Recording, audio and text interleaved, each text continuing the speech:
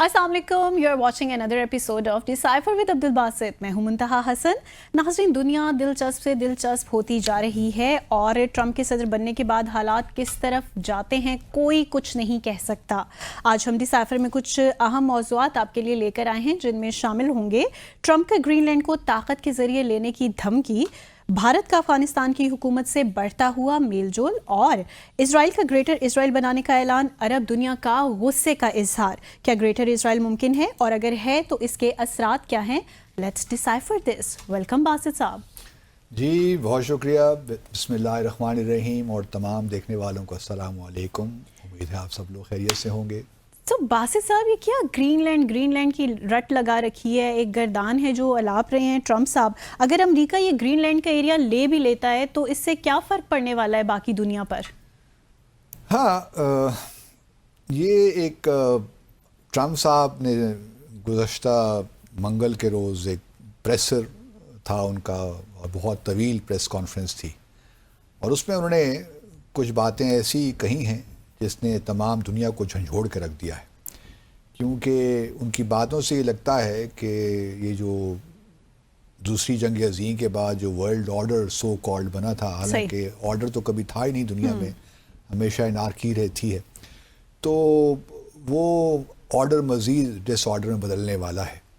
और जो ये लिबरल डेमोक्रेटिक वैल्यूज़ थी, sovereignty, territorial integrity, UN charter को अगर आप उठा के देख लीजिए, तमाम बातें जो उसमें कही गई थी, वो अब दुनिया की सबसे बड़ी ताकत उसको लगता है कि अब इन चीज़ों का कोई ख्याल नहीं है और वो हर चीज़ अपनी मर्ज़ी के मुताबिक करना चाहते हैं। जहाँ उन्होंने पनामा कनाल को लेने की बात की कि जी ये जो नहर है ये भी हमारी है और इसको हमने बज़ोर शमशीर लेना है, वहाँ कनाडा को भी धमकी दे दी कि जी आपने क्या करना है, अलग रहकर हमारी एक 51st स्टेट ही बन जाइए। लेकिन ग्रीनलैंड के मामले में काफ़ी सीरियस उन्होंने बात की है। और जो ट्रंप साहब का कहना था, क्योंकि ट्रंप जो पहली दफ़े आए थे ना 2019 में, उन्होंने ये आइडिया पेश किया था कि ग्रीनलैंड को जो है वो हिस्सा होना चाहिए अमेरिका का। और इससे पहले भी, अब मुझे एग्जैक्ट याद नहीं आ रहा, लेकिन एक पहले भी सदर थे, शायद ट्रूमन थे, I believe if I am not wrong, उन्होंने भी ये आइडिया पेश किया था कि ग्रीनलैंड को अमेरिका का हिस्सा होना चाहिए। सही। उसकी एक दो तीन वजूहात हैं जिसकी बिना पे ट्रंप साहब इंटरेस्टेड हैं इसमें, ख़ास तौर पर अब ज़्यादा इंटरेस्टेड हो गए। 2019 में तो उन्होंने कहा था कि जी हम डेनमार्क से कहते हैं, क्योंकि डेनमार्क का हिस्सा है इस वक्त ग्रीनलैंड, तो ये जो ग्रीनलैंड का हिस्सा है ये हमें, जो जजीरा है, आइलैंड जो है, ये हमें बेच दे। और उस वक्त शायद उन्होंने उसकी कीमत लगाई थी $100 मिलियन। तो डेनमार्क ने कहा कि जी Greenland is not for sale, ये एक हमारा रीजन है बट ऑटोनोमस रीजन है, क्योंकि 2009 में शायद इनको ऑटोनॉमी दे दी गई थी। ये पिछले कई सेंचुरियों से, सदियों से डेनमार्क, पहले नॉर्वे डेनमार्क का हिस्सा था, फिर डेनमार्क का हिस्सा हो गया, तो फिर ये डेनमार्क ने इसको अपनी कॉलोनी बना दिया, फिर इसको अपना हिस्सा बना दिया, फिर 2009 में इसको ऑटोनॉमी दे दी और फिर साथ ये भी इख्तियार दिया कि अगर ग्रीनलैंड अलग हिस्सा बनना चाहता है, अलग मुल्क बनना चाहता है, तो रेफरेंडम के ज़रिए वो भी हो सकता है। तो ग्रीनलैंड अब कोशिश कर रहे हैं कि वहाँ पे, हालांकि इनकी आबादी अगर आप देखिए तो 55-56 हज़ार से ज़्यादा नहीं है। 70 to 80% जो इलाका है वो सारा बर्फ़ में है और वो इनहॉस्पिटेबल है, वहाँ रहने के काबिल नहीं। राइट। और आबादी, जिस तरह मैंने पहले कहा, 55 से 56 हज़ार। What's his interest? अच्छा, हिज इंटरेस्ट है कि ये जो है जो नॉर्थ यूरोप, अमेरिका है और यूरोप है, ये आर्टिक सी वगैरह शॉर्टेस्ट रूट है नॉर्थ अमेरिका को और यूरोप को मिलाने का। अगर आप देखिए तो जो नूक, जो ग्रीनलैंड का कैपिटल है, वो और न्यूयॉर्क का डिस्टेंस तकरीबन कम है एज़ कम्पेयर टू नूक और डेनमार्क का जो कैपिटल है कोपेनहेगन। वो तकरीबन आप कह सकती हैं 3600 किलोमीटर का फासला है नूक और कोपेनहेगन में, और न्यूयॉर्क और नूक का जो फासला है वो 3000 किलोमीटर के करीब है।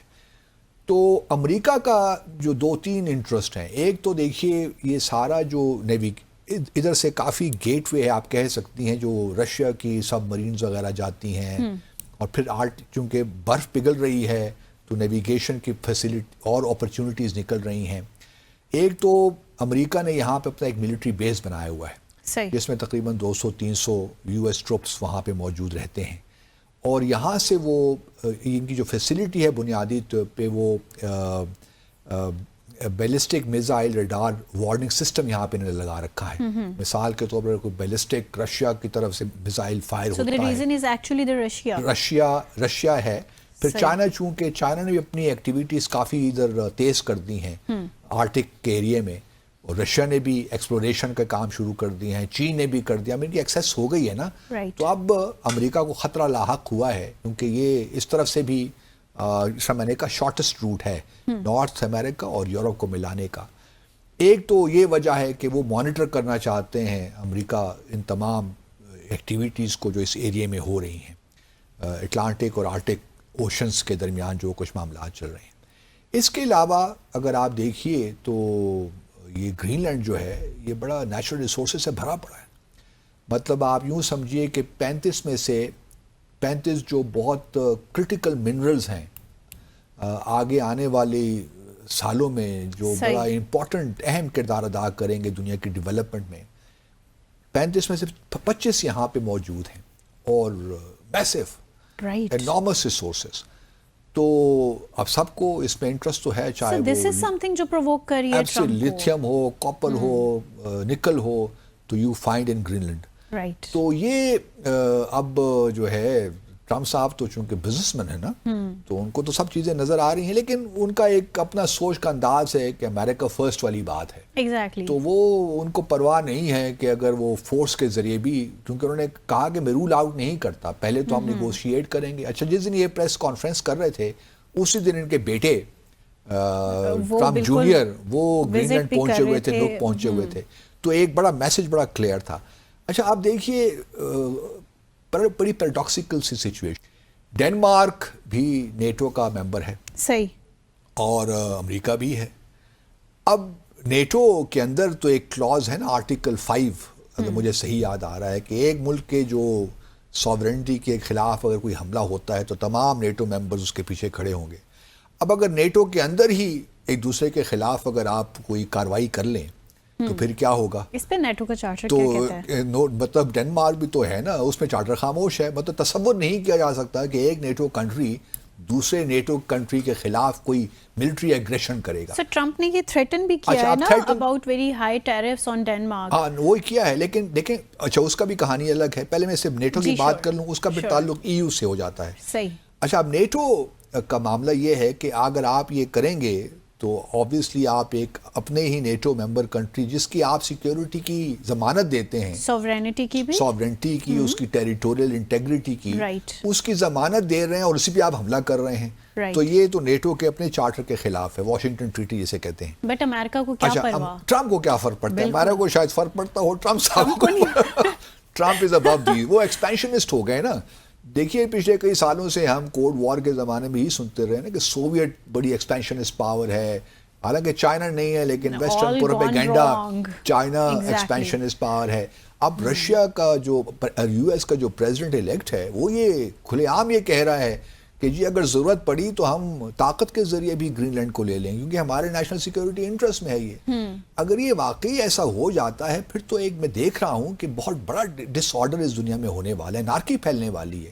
دیکھیے یہ گریٹر اسرائیل کا راگ الاپتے تھے اب گریٹر امریکہ فردر گریٹر امریکہ سو یہ ساری ٹیریٹوریل کی ایک تو پہلے تو ساؤتھ میں مینرو ڈاکٹرن تھا نا اب یہ نارتھ کی طرف بھی جا رہا ہے ایک لحاظ سے کہ جی جو ہمارے نیشنل سیکیورٹی انٹرسٹ میں ہے وہ ہم لیں گے اگر ہمیں نیگوشیٹ نہ ہوا ڈنمارک نے ہماری بات نہ مانی تو ہم بائی فورس بھی لے لیں گے. تو پھر دیکھیے رشیا نے جو کیا یوکرین میں پھر وہ بھی جسٹیفائیڈ ہے. چین اگر کل تائیوان میں اپنا ہی اس کا حصہ ہے نا اور دنیا مانتی ہے کہ تائیوان جو ہے چین ون چائنا پالیسی دنیا زیادہ تر دنیا 5-6 ممالک کو نکال کر دنیا سب یہی تسلیم کرتی ہے کہ تائیوان جو ہے چین کا حصہ ہے. نیٹو اس صورتحال سے کیسے نہ نیٹو تو دیکھیے اب نیٹو کے بارے میں بھی انہوں نے ٹرمپ صاحب نے بڑا واضح طور پہ بتا دیا ہے کہ اگر نیٹو کنٹریز اپنے جو ممبر کنٹریز ہیں اپنے بجٹ کا 5% نہیں دیتے تو پھر ہم بھی کنٹریبیوٹ نہیں کریں گے. پہلے تو 2% تک بات تھی نا, جو چارٹر میں لکھا ہوا ہے نیٹو کے واشنگٹن ٹریٹی میں, کہ جو اس کے رولز آف بزنس ہیں, یہ رولز آف پروسیجر ہیں, ان کے تحت ہر ملک 2% اپنا جی ڈی پی کا وہ دے گا نیٹو میں, کنٹریبیوٹ کرے گا. اب انہوں نے یونیلیٹرلی کہہ دیا ہے کہ 2 نہیں 5% ہمیں چاہیے. تو میرا تو اب خیال ہے کہ نیٹو بھی شاید خطرے میں ہی ہے, ختم ہو جائے گی, ہو جائے شاید, اور یہ ختم ہونا چاہیے میرے خیال میں, کیونکہ کولڈ وار کی لیگسی ہے نا. تو واٹس ایپ پیکٹ ختم ہو گیا, اس کو بھی ختم ہو جانا چاہیے. جسٹیفائی کرتے ہیں اس کی کنٹینیویشن کو. میرے اپنے خیال میں اگر یہ ختم ہو جائے گی تو دنیا میں شاید بہت اچھی بھلائی پیدا ہو جائے, کیونکہ جو ملٹری الائنسز ہیں نا, یہ ایک لحاظ سے پرابلمز ہی کریٹ کرتے ہیں. اور چونکہ وار سیکنڈ ورلڈ وار کے بعد بنایا گیا تھا اور واٹس ایپ پیکٹ سے پہلے بنا تھا, تو یہ خطرے کی گھنٹی ہے ہمارے لیے. تو ختم ہو جائے تو اچھا ہے. دوسرا جو آپ نے کہا تھا نا, ڈینمارک یورپین یونین کا ہے. اب اگر ٹیرفز لگاتے ہیں, جو ہے لگاتے ہیں ٹیرفز, تو پھر آبویسلی ڈینمارک ای یو کا ممبر بھی ہے, تو وہ پھر اگر اس پہ ٹیرفز لگتے ہیں تو پورے ای یو 27 ممالک جو ہیں ان پہ ٹیرف سمجھا جائے گا, کیونکہ پورا جو ٹریڈ کا پیٹرن ہے وہ خراب ہو جاتا ہے نا یورپین یونین کے اندر. تو ایک بہت بڑی خطرناک گیم یہ چل رہے ہیں. اس کے علاوہ اگر آپ دیکھیے تو ٹرمپ جو ہے وہ اپنا حساب سے اپنی گیم تو ٹھیک کھیل رہے ہیں, لیکن معاملہ کچھ یہی ہے کہ اگر ڈینمارک, کیونکہ جب 2009 مجھے یاد آ گیا جب یہ اس کو اٹانومی دی تھی گرین لینڈ کو, تو اس میں ایک یہ بھی رکھا تھا کہ ریفرینڈم کے ذریعے اگر گرین لینڈ چاہتے ہیں ریفرینڈم کروا لیں اور آزادی اپنی لے لیں, اپنے آپ کو الگ ملک بنا لیں. میرا اپنا خیال یہ ہے کہ ٹرمپ جو ہیں طاقت کا استعمال کی بجائے لوگوں کو, جو گرین لینڈرز ہیں, ان کو کنونس کرنے کی کوشش کریں گے. 56,000 لوگ ہی ہیں نا جی, تو کہیں گے آپ ہمارے ساتھ آ جائیے, آپ ایک سپر پاور کا حصہ ہو جائیں گے. ڈینمارک کو کیا کرنا ہے, 5-6 ملین کی آبادی ہے, تو کیا اس کے ساتھ آپ نے مل کے کرنا ہے, تو آپ ہمارا حصہ ہی بن جائیے. تو آپ دیکھیں گے کہ آنے والے دنوں میں شاید یہ زیادہ زور پکڑے کہ ہم ریفرینڈم کرواتے ہیں, کیونکہ ڈینمارک کے کانسٹیٹیوشن میں بھی اس کا گرین لینڈ کا ذکر ہے. تو پھر جب یہ ریفرینڈم ہو جائے گا اور اگر گرین لینڈرز انتخاب کر لیتے ہیں کہ میں آزادی چاہیے اور پھر امریکہ کے ساتھ ہم جوائن کر لیں گے, تو پھر ڈینمارک بھی اپنے آئین میں تبدیلیاں کر لے گا. یہ پتہ نہیں دنیا میں کیا ہونے جا رہا ہے, بہت زیادہ ہلچل ہے جو مچی ہوئی ہے. تو یہاں چھوٹا سا وقفہ لیں گے, بریک کے بعد واپس آئیں گے اور بات کریں گے کچھ بھارت اور افغانستان کی بڑھتی قربتوں کی. Stay with us. Welcome back after the break. So Basit sahab, خبر یہ بھی ہے کہ بھارت کے سیکرٹری خارجہ نے افغانستان کے عبوری وزیر خارجہ سے دبئی میں ملاقات کی ہے. پاکستان کے لیے کس حد تک تشویشناک ہے یہ خبر؟ یار ہونی تو چاہیے, اب پتہ نہیں ہے کہ نہیں, لیکن جس طرح میں چیزوں کو دیکھتا ہوں میرے خیال سے نہیں ہونی چاہیے. افغانستان کا بھی حق ہے, بھارت کا بھی حق ہے کہ آپس میں بائیلیٹرل ریلیشنز ان کو ڈیولپ کریں, but exactly not on the cost of Pakistan. تو یہی معاملہ ہے نا, یہی تو اصل پرابلم ہے. دیکھیں چانکیہ ایک بہت بڑا فلسفی تھا, اسٹرالوجسٹ بھی تھا, بہت بڑا نام ہے. آرتھر شاستر اس کی ایک بہت بڑی کتاب ہے, جو کہ جس کو وہ بھارت اور ہمیں بھی, ہمارا بھی ورثہ ہے, کیونکہ اس کی جو ٹریننگ ہوئی تھی نا, اس کی جو پڑھائی ہوئی تھی ساری ٹیکسلا میں ہوئی تھی. ہمارا ٹیکسلا جو ہے, تو یہ بہت, اس کو میکیولی آف ایشیا کا, انڈیا کا میکیولی بھی کہتے ہیں.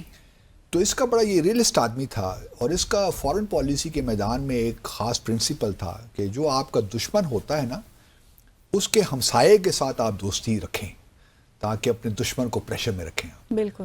تو اس سے پہلے بھی بھارت یہی کرتا رہا ہے, جہاں ہمارے ساتھ تو بھارت کے ایشوز تھے, لیکن انہوں نے افغانستان کے ساتھ ہمیشہ کوشش کی ہے کہ پاکستان کے لیے وہاں سے ہمارے ویسٹرن بارڈر پہ ایران کے ساتھ بھی قربتیں بڑھانے کی کوشش میں لگا رہتا ہے, لیکن افغانستان پہ خاص طور پر, اور وہاں سے چونکہ بارڈر بہت ہے, پورس بارڈر ہے, تو وہاں سے ہمارے لیے پرابلمز بہت کریٹ کی. اور کیونکہ افغانستان میں خود ایک سول وار بھی چل رہی تھی, ایک کیوس تھا, تو اس سے پورا فائدہ اٹھایا بھارت نے. ابھی طالبان جب 15 اگست 2021 کو تشریف لائے کابل میں, تو ہم تو بڑے یوفورک تھے, بڑا ہمارا تھا, لیکن بھارت کو بڑی پریشانی لاحق ہوئی, کیونکہ اس نے کافی انویسٹ کیا ہوا تھا پچھلے 2001 سے لے کر یا 2003 سے آنورڈز, جب بانڈ پروسیس شروع ہوا, اس کے بعد سے بھارت نے تقریباً $3 بلین کی انویسٹمنٹ کی افغانستان Huge میں amount. اور کافی انفراسٹرکچر بھی ڈیولپ کیا, یہ بھی ماننا پڑتا ہے بھارت نے.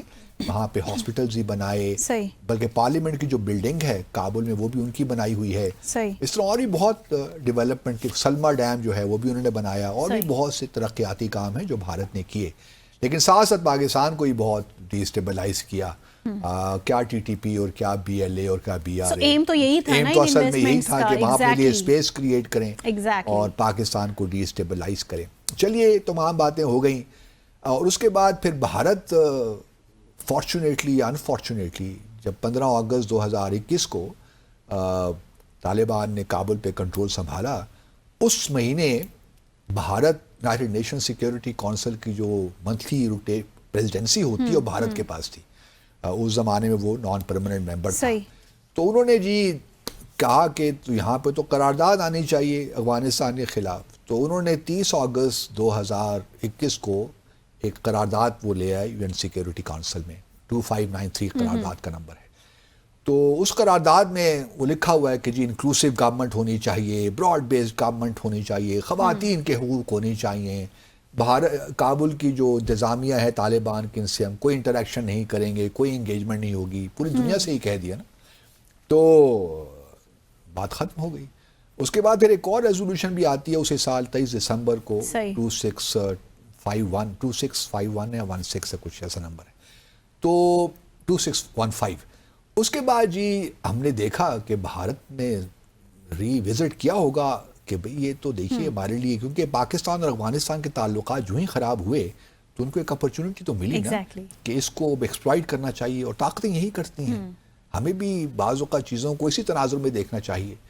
تو انہوں نے موقع جانا کہ ابھی یہ جو 24 دسمبر کو ہمارے ہاں شہادتیں ہوئیں, پھر ہم نے اسٹرائک کیا, پھر ان کی جانب سے بھی اسٹرائک ہوا, تو معاملات کافی بگڑے. تو پہلے تو جی بھارت نے ایک اپنے 8 جنوری کو ایک اسٹیٹمنٹ ایشو کر دی. یا تو یہ ہوتا نا کہ اس کے فوری بعد ایشو کرتے جب اسٹرائکس ہوئی تھیں, جس کے جو طالبان کی حکومت کہتی ہے افغانستان میں کہ 46 یا 50 سویلین مارے گئے جس میں خواتین اور بچے بھی شامل ہیں. تو انہوں نے انہوں نے ایشو کی, کب یہ بہرحال ایک اسٹیٹمنٹ ان کی طرف سے آئی پچھلے ہی دنوں, جس میں انہوں نے کہا کہ جی ہم مطلب کہنے کا مطلب یہ ہے کہ افغانستان نے جو کچھ کہا وہ ٹھیک کہا ہے.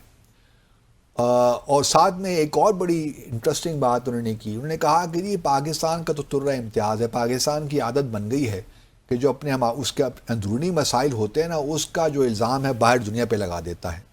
جس طرح کہ بھارت پاکستان میں سچویشن کو ڈی اسٹیبلائز کر رہا ہے. اب اگر ٹی ٹی پی کا مسئلہ ہے تو یہ بھارت پاکستان کا اندرونی مسئلہ ہے, اس سے افغانستان کا کیا تعلق ہے. تو چونکہ اب یہ خود کنٹرول نہیں کر سکتا, لا اینڈ آرڈر سچویشن میں یہ ناکام رہ گیا, تو سارا الزام اب افغانستان کابل پہ لگا رہا ہے. تو ایکچولی ہاں تو ہپوکریٹیکل تو ہے, لیکن انہوں نے پاکستان کی جو اسٹرائکس تھیں ان سائڈ افغانستان اس کو کنڈیم کیا ہے, کنڈیم کا لفظ استعمال کیا ہے, اور انہوں نے کہا کہ بالکل ان اپروپریٹ ہے اور یہ نہیں ہونا چاہیے, اور پاکستان کو اپنے گھر میں دیکھنا چاہیے. اچھا یہ بات جو یہ کرتی ہیں حکومتیں, میں نے کہا چانکیہ کی جو فلسفی ہے اس پہ عمل درآمد ہو رہا ہے, لیکن اب یہ ہوا ہی نہیں تھا کہ کل پرسوں میرے خیال میں ان کی ملاقات ہو گئی 2 دن پہلے, جو بھارت کے سیکرٹری خارجہ ہیں وکرم مسری صاحب, جو کہ آج کل پوری دنیا میں بہت ایکٹیو نظر آتے ہیں. اسمارٹ گائے دو لگتا ہے کہ اسمارٹ گائے.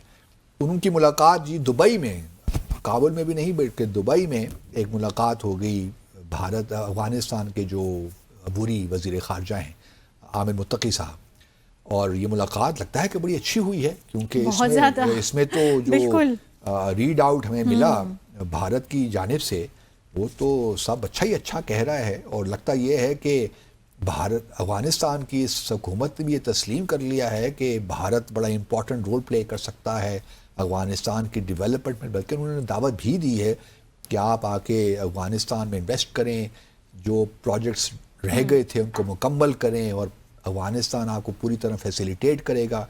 پھر دیکھیے جیسا میں نے پہلے کہا کہ $3 ارب بلین تو خرچ کیے ہیں بھارت نے افغانستان میں, لیکن ایک انٹرسٹنگ بات یہ بھی ہے کہ بھارت نے افغانستان کی حکومت نے اس بات پہ بھی زور دیا کہ آپ ذرا کائنڈلی چابہار پورٹ کو زیادہ استعمال کریں, پاکستان پہ ڈپینڈنس کم کریں. یہ کیا آپ یہ تورخم کے ذریعے چیزیں ٹرانزٹ آپ کا ٹریڈ ہوتا ہے, ہم اگر آپ کو ویٹ جو ہے ہیومینیٹیرین اسسٹنس دے رہے ہیں چابہار کے تھرو, تو آپ اس کے پورٹ کو استعمال کریں اپنی ٹریڈ کے لیے.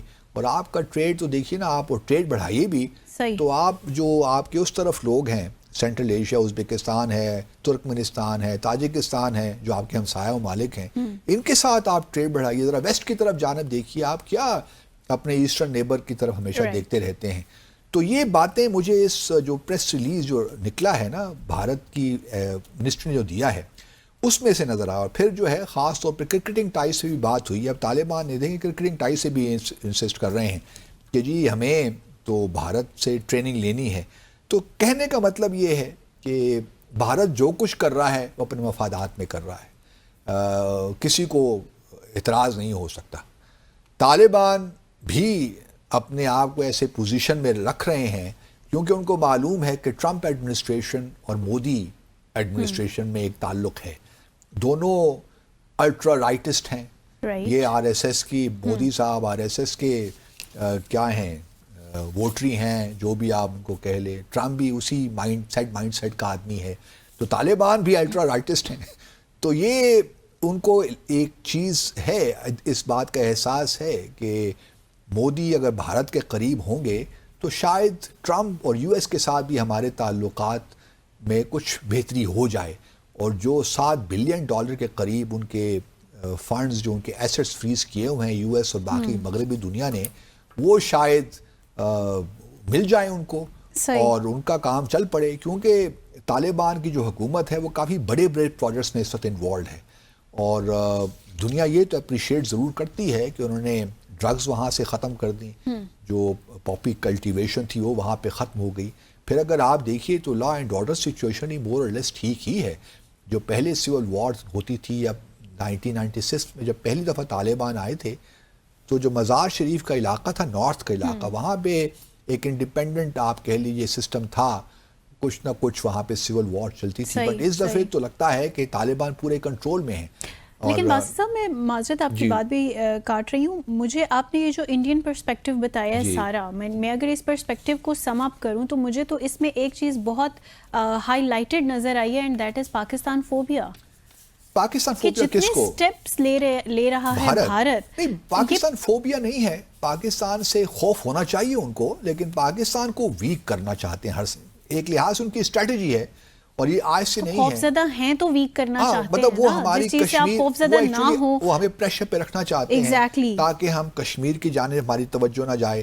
ہمارا سارا فوکس جو ہے وہ ہمارے ویسٹرن بارڈر پہ رہے اور انٹرنل حالات پہ رہے, اور ہم اکنامکلی ویک رہیں تاکہ ہم کشمیر کو یا بھارت کے اس کشمیر پالیسی پہ زیادہ, اور اس میں شاید ہم زیادہ فلیکسیبلٹی دکھائیں, جو کہ ہم نے ماضی میں دکھائی بھی, کہنا پڑتا ہے. لیکن بھارت کی پالیسی ہے بڑے عرصے سے. اور پھر اب دیکھنا یہی ہے کہ افغانستان, کیونکہ ہم نے دیکھیے نا, ہم بھی تو عجیب لوگ ہیں نا. ہمارے لوگوں نے تاجکستان کا وزٹ شروع کر دیا کہ ہم ریجنل ایک گروپ بنائیں گے طالبان حکومت کے خلاف. اس طرح کام نہیں ہوتے. پہلے بار یہ ریکویسٹ کر چکا ہوں حکومت پاکستان سے, ہیو اے ہارٹ.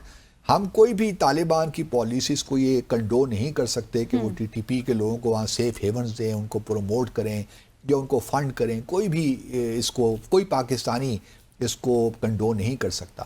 لیکن سفارتکاری کا بھی ایک خاص طریقہ ہوتا ہے. Do we need negotiations? I am not saying that. میں obviously بہت سی چیزیں behind the scenes ہو سکتی ہیں, لیکن ہم جو لوگ بھی اس سارے معاملے میں انوالوڈ ہیں ان کو شاید سفارتکاری کا پتہ نہیں ہے, یا پھر وہ طالبان کے مائنڈ سیٹ کو جانتے ہی نہیں ہیں, اور کس طرح چیزوں کو لنک کیا جاتا ہے, کس طرح اپنی بارگیننگ پوزیشن کو بڑھایا جاتا ہے. یہ سمجھتے ہیں کہ اسٹیک کو استعمال کر کے یہ سب چیزیں حاصل کر لیں گے طالبان سے. تو بڑی معذرت کے ساتھ آپ چیزوں کو مزید الجھا رہے ہیں, اور یہ this policy is not going to bear fruit in my view.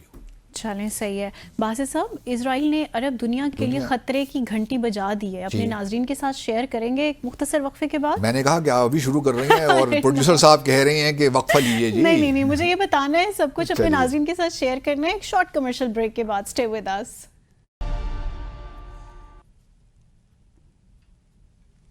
Welcome back after the break. और इजराइल ने किया ग्रेटर इजराइल का ऐलान, जिससे है अरब दुनिया परेशान। सो बासित साहब, मुझे ये बताइएगा कि इजराइल ने जो इस वक्त ग्रेटर इजराइल की बात की है, इसमें सदाकत है या कि सिर्फ ये अरब दुनिया पर एक प्रेशर डालने की टैक्टिक है? दोनों चीज़ें हो सकती हैं, लेकिन फ़िलहाल तो लगता ये है कि जो कुछ इसराइल चाहता था या चाहता है वो हो रहा है। एक सीरीज है, अचीवमेंट्स तो मतलब आप हासिल कर रहा देखिए है। तो बिल्कुल इस वक्त मुसलमान दुनिया, जो अरब दुनिया ख़ास तौर पर, और फिर ईरान भी चूँकि अरब दुनिया तो नहीं है लेकिन भारत मुसलमान दुनिया का हिस्सा है, तो सभी इस वक्त जिस सूरत हाल का शिकार हैं, तो लगता तो यही है कि ग्रेटर इसराइल से क्या महा ग्रेटर इसराइल की बात भी करे तो हमें कोई ताज्जुब नहीं ये हो। जो मैप दिखा रहे हैं ये तो बहुत ज्यादा देखिए ना, तशवीश उनकी में इजाफा मिनिस्ट्री कर ने रहा ये है। मैप दिखा दिया और बात ग्रेटर इसराइल की कर दी। अब इसके दो पर्सपेक्टिव्स हो सकते हैं। एक तो देखिए, हमेशा ये जो बेन गिवर वगैरह हैं, जो अल्ट्रा ये जो जूइश एलिमेंट है इस हुकूमत में, वो तो यही कहते रहे हैं हमेशा से कि हमारा इसराइल उस वक्त मुकम्मल ही नहीं होगा जब तक ग्रेटर इसराइल नहीं बनेगा। उसमें लेबनान भी है, उसमें जॉर्डन भी है, उसमें सीरिया के भी कुछ हिस्से हैं। अब देखिए हो क्या रहा है। सीरिया तो आप यूँ समझ लीजिए, मेरी अपनी नाक़िस राय में लोग मुझसे इख्तिलाफ कर सकते हैं, लेकिन सीरिया तो इस वक्त कैप्चर कर कुछ लिया है। तुर्की या वो अब ऑलमोस्ट गोलान हाइट से भी बियॉन्ड चले गए हैं, तो और उनको क्या चाहिए। और ये नई हुकूमत आई है अहमद अल-शरा की, ये भी उनके हाथ में। उन्होंने अभी तक कोई इसराइल से ये नहीं कहा कि जी आप विड्रॉ करें, या कोई सख्त स्टेटमेंट नहीं दी। और वो सूट टाइप पहन कर खुश हैं, और दुनिया भर से विजिट्स भी हो रहे हैं। अभी जर्मन और फ्रेंच फॉरेन मिनिस्टर्स भी होकर गई हैं। तो he is as modern person as any one could be. वो हमारा ख्याल था कि वो अलकायदा दाइश वगैरह के लोग हैं, तो वो बात तो हमें नज़र कहीं नहीं आई। तो ठीक है, अब कोई थोड़ी बहुत जो ह्यूमैनिटेरियन सैंक्शंस हैं वो भी हट गई, अमेरिका ने हटा दी, तो चीज़ें बड़ी तेज़ी के साथ आगे बढ़ रही हैं। लेकिन इन साहब की वजह से अलकायदा और दाइश जो है वो भी उसका मामला भी खटाई में पड़ गया, वो भी बहुत ज़्यादा उस पे भी कभी कभी वो अमेरिकन वहाँ पे शक व शुबहात हो रहे हैं कि जनाब ये क्या मामले थे। तो सब अंदर के मामले हैं, अलकायदा और दाइश इन्हीं लोगों ने बनाई है। एग्जैक्टली। तो इस वजह से कोई ताज्जुब नहीं होना चाहिए। स्टिल डिबेटेबल बासित साहब, किस वजह से बनाई और अब क्या कर रहे हैं। तो ताज्जुब नहीं है मुझे। इसराइल देखिए, सीरिया, शाम भी आप समझ लीजिए कि अरब दुनिया के हाथ से निकल गया। ये तो कह रहे हैं ना कि ईरान के हाथ से निकल गया, ईरान के हाथ से निकल गया, कोई शक नहीं। रशिया के हाथ से भी निकल गया, कोई शक नहीं, लेकिन अरब दुनिया के हाथ से भी निकल गया। वो शाम के वो बता शाम के फॉरेन मिनिस्टर साहब, वो कभी सऊदी अरब पहले पहुंच गए, फिर कतर भी गए, शायद अब जॉर्डन भी गए। वो मुल्कों का दौरा कर रहे हैं कि जी रिकन्स्ट्रक्शन में हमारी हेल्प कीजिए, रीबिल्डिंग में हमारी हेल्प कीजिए। और मैं फायर वर्क्स देख रहा था न्यू ईयर ईव में, जिस तरीके से फायर वर्क्स शाम में हुए वो तो पाकिस्तान में भी नहीं हुए। Why don't they go and ask America and Israel होगा for यही, that? वो तो उनको पता है कि बिहाइंड द सीन्स शायद चीज़ें चल भी रही हों, क्योंकि अमेरिकन डेलीगेशन भी तो गया है ना। Exactly. तो चीज़ें बहुत सी अभी चल रही हैं। अच्छा, सीरिया भी चला गया, इसराइल के हाथ में आ गया, समझ लीजिए। लेबनान की अगर बात करें तो लेबनान के नए सदर साहब आ गए, जोसेफ आयून साहब। उन्होंने भी ऐलान कर दिया कि जी जो चाहता था इसराइल के हिजबुल्लाह को बिल्कुल ख़त्म किया जाए, वही उन्होंने पहले अपनी स्टेटमेंट में कह दिया अपने इलेक्शन के बाद। और ये 2.5 साल के बाद प्रेसिडेंट इलेक्ट हुआ है, और ये पार्लियामेंट लेबनान की इलेक्ट करती है, और इसमें उनका जो पावर शेयरिंग फार्मूला है उसके तहत मैरोनाइट क्रिश्चियन ही होना चाहिए जो सदर होगा। तो ये जोसेफ आयून साहब मैरोनाइट क्रिश्चियन हैं, तो उन्होंने ऐलान कर दिया कि जी स्टेट के अलावा और किसी को आर्म्स रखने की इजाज़त नहीं होगी। और ये ठीक है, मैं भी ये अपने प्रोग्राम में डिसाइफर हम कहते रहे हैं कि हो नहीं सकता कि स्टेट विद इन स्टेट हो। पाकिस्तान में खुदा न खासा ऐसे हालात हो जाए तो we would never broke that, we would never tolerate that. तो ये बिल्कुल ठीक है कि, लेकिन बहरहाल हिजबुल्लाह के लिए तो परेशानी का बाइस है ना। अब एक नुक्ता नज़र ये है कि हिजबुल्लाह इस वक्त डिफेंसिव पे है, क्योंकि ईरान के भी पास शाम चला गया, अब ईरान के पास वो कैपेसिटी नहीं है कि वो हिजबुल्लाह को आर्म सप्लाई कर सके लेबनान में। तो हिजबुल्लाह खुद भी वीकेंड है, क्योंकि इस हिजबुल्लाह के भी एक कैंडिडेट थे इनके खिलाफ, जोसेफ आयून के खिलाफ, लेकिन उन्होंने फिर विड्रॉ करवा दिया उसको। अब देखना यह है कि जो पावर शेयरिंग फार्मूला है लेबनान में, वो ये है कि जो शिया कम्युनिटी का है वो प्राइम मिनिस्टर बनेगा। अब वो प्राइम मिनिस्टर कौन बनता है, आया वो हिजबुल्लाह की तरफ से होगा, کون ہوگا that is to be seen کہ حزب اللہ بھی کتنا پاورفل ہے سیاسی اعتبار سے. ملیٹریلی تو چلیے کچھ ہے, آیا وہ ملیٹریلی ان کو ختم کر سکتے ہیں, ڈسارم کر سکتے ہیں کہ نہیں. ایک کچھ لوگوں کا خیال ہے کہ اس میں تھوڑی احتیاط کی ضرورت ہے, کیونکہ وہ نہ ہو کہ جو امریکہ نے عراق میں کیا تھا صدام حسین کو مارنے کے بعد, تمام آرمی ڈسبینڈ کر دی تھی. اس کے بعد ہم نے دیکھا کہ اسلحہ چلا گیا, ہر کوئی پاورفل ہو گیا. تو کہیں ایسا یہاں نہ ہو, کیونکہ حزب اللہ بہرحال بڑی ویل ایکوپڈ تھی اور ابھی بھی ہے, ان کے پاس میزائلز بھی ہیں, راکٹس بھی ہیں, ہر قسم کے آرمز بھی ہیں. تو یہ نہ ہو کہ ان کو ڈس آرم کرتے کرتے یا ڈس بینڈ کرتے کرتے یہ پورے ملک میں ہی ہتھیاروں کا سلسلہ شروع ہو جائے. تو اس میں تھوڑا سا ان کو اس طرح کرنا پڑے گا, کیونکہ یہ خود بھی آرمی چیف تھے نا بھی, یہ جوزف آیون جو بھی الیکٹ ہوئے ہیں یہ آرمی چیف تھے لیبنان کے. تو ان کو ضم کرنا پڑے گا لیبنیز آرمی میں یا آرم فورسز میں. ان کو لینا پڑے گا حزب اللہ کے جو بھی لوگ ہیں یا ممبرز ہیں جو ایکٹیو ہیں, جو ملیٹنٹ جنہیں آپ کہہ لیں, تو ان کو ایبزارب کرنا پڑے گا لیبنیز آرمی میں, تاکہ تبھی یہ ڈسارم ہو سکتے ہیں. اب دیکھنا یہ ہے کہ جوزف آیون کس طرح آگے چلتے ہیں. لیکن میں یہ کہنا چاہتا ہوں کہ لیبنان بھی وہی کام کر رہا ہے جو کہ اسرائیل چاہتا ہے. ٹھیک ہے, اس حزب اللہ کو ختم کرنا ہے نا, ایک لحاظ سے وہ ٹھیک ہے, لیکن اس کے پیچھے محرکات کیا ہیں, وہ اینٹی ایران ہے نا, یہ بات یاد ہے آپ کو. تو لیبنان بھی گیا. اچھا, جارڈن کی کہانی تو پہلے ہی کوئی اتنی اچھی نہیں تھی. وہ پہلے بھی فلسطینی وہاں پہ بہت ہیں, سارے جو امداد ہے وہ امریکہ کے امداد پہ ہی چل رہے ہیں, کوئی خاص اتنی اپنی اکانومی تو ہے نہیں. تو اس لیے یہ جو گریٹر اسرائیل کا علاقہ انہوں نے کیا ہے, یہ تو چلیے ہے نہیں ہے, کوئی فرق نہیں پڑتا. اصل معاملہ یہ ہے کہ باقی عرب دنیا کیا کری, جو آپ نے پہلے سوال اٹھایا تھا. کیسے کا اس میں رول بتائیے گا. کہ دیکھیں ایسے کا, دیکھیں ان کو سب کو تو بڑی خوشی ہوئی نا, کیونکہ سب یہی چاہتے تھے بشمول اسرائیل کے, سعودی عربیہ کے, کہ ایران کا اس علاقے میں انفلوئنس ختم ہو. اور وہ ان کو کوئی اس میں یہ دو کہانیاں الگ نہیں ہیں, ایران کا انفلوئنس ختم کرنا اور گریٹر اسرائیل کا. اسرائیل سے اس معاملے میں تو خوش ہو گئے کہ خوش ہو گئے نا. اب ان کو گریٹر اسرائیل کا جو شوشہ چھوڑا ہے بن نیتن یاہو صاحب نے, اس سے تھوڑا بہت ان کو پرابلمس تو ہوگا نا. ایک لحاظ سے آپ یہ کہہ سکتی ہیں کہ یہ تھوڑا سا عرب دنیا پہ پریشر ڈالنے کی بھی بات ہے کہ دیکھیے جی, آپ جلد از جلد ہمیں جو اس وقت اسرائیل ہے اس کو تسلیم آپ کر لیں تو آپ کے لیے بہتر ہے, یا آپ چھوڑیے فلسطین کے معاملے کو, ورنہ پھر یہ ہوگا کہ سیریا ہے تو اس کے بعد UAE کے کچھ علاقے بھی ہم لے لیں گے, ہم آگے ہی بڑھتے جائیں گے. تو آپ پہ ضروری ہے اس وقت اگر آپ ہمارے ساتھ کچھ تعلقات قائم کر لیں گے, ہمیں ریکگنائز کر لیں گے, تو ابراہیم ایکارڈز چونکہ ٹرمپ آ رہے ہیں وہ دوبارہ شروع ہوں گے, تو اسرائیل کا ایک یہ بھی نقطہ نظر ہو سکتا ہے کہ ٹرمپ کے آنے سے پہلے انہوں نے گریٹر اسرائیل کا نقشہ یہ دے دیا, تو تاکہ سعودی عرب پہ تھوڑا پریشر, پولیٹیکل پریشر بلڈ ہو کہ دیکھیے آپ کے لیے بھی اچھا ہے, آپ ہمیں اگر یہ اسرائیل جو اس وقت ہے اس صورتحال میں تسلیم کر لیتے ہیں, اور فلسطین کے مسئلے پہ ٹھیک ہے ہم آپ کو ایک پروفارما قسم کی کمٹمنٹ دے دیں گے کہ ہم آگے فلسطینیوں کو بھی اکوموڈیٹ کریں گے, لیکن آپ اس کو کنڈیشن مت بنائیے اسرائیل کو تسلیم کرنے کے لیے. تو یہ آپ کے اپنے حق میں, this is not conditioning, this is blackmailing. blackmailing ہے, بٹ ان الفاظ میں نہیں کہا, لیکن وہ obviously سعودی عرب پہ پریشر بلڈ کر رہے ہیں کہ جی آپ یہ کیجئے. اور چونکہ ٹرمپ اگلے 4 سالوں اپنی لیگیسی کو, کیونکہ ان کی آخری ٹرم ہے, اس کے بعد انہوں نے, اور یہ آخری ٹرم بہت سخت ٹرم ہے کیونکہ وہ سب کچھ وہ کر سکتے ہیں, سب کچھ وہ کر جائیں, کیونکہ ان کو اپنے دوبارہ الیکٹ ہونے کا تو نہیں ہوگا نا. اور پھر اس میں بھی اگلے 18 ماہ بہت امپورٹنٹ ہیں, کیونکہ 18 ماہ کے بعد مڈ ٹرم الیکشنز ہوتے ہیں کانگریس کے.